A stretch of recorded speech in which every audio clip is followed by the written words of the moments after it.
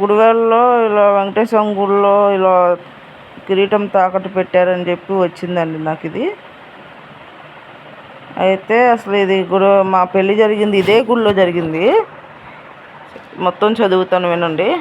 గుడివాడలోని శ్రీ కళ్యాణ వెంకటేశ్వర స్వామి వారి దేవస్థానంలో భక్తులు ముక్కున వేసుకునేలా ఒక భారీ మోసం వెలుగు చూపింది. 2025 జనవరిలో మాటూరి సుబ్బారావు, లక్ష్మీకుమారి అనే యుద్ధి దంపతులు స్వామివారికి భక్తితో సమర్పించిన 461 గ్రాముల బంగారు కిరీటాన్ని ఆలయ కమిటీ అధ్యక్షుడు మోహన్ రావు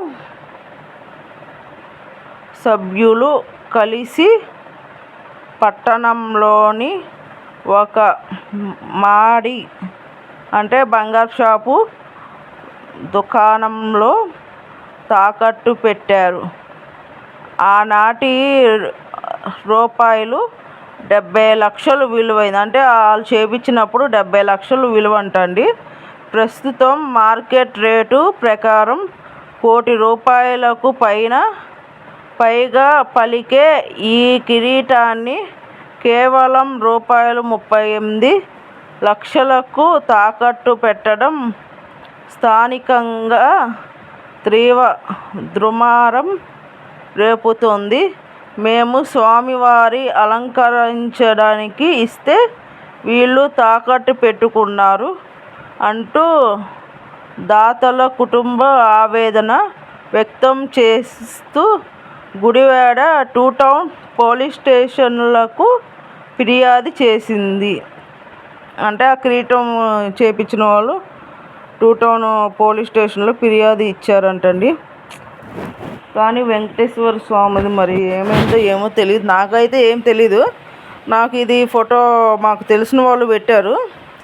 ఏంటా అని మొత్తం చదివితే ఇదండి.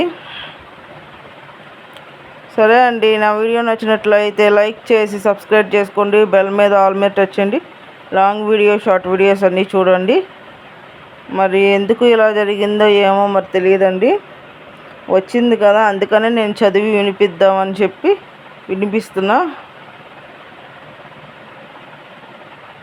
వెంకటేశ్వర స్వామి ₹1 కోటి బంగారు కిరీటం తాకట్టు అని వచ్చింది.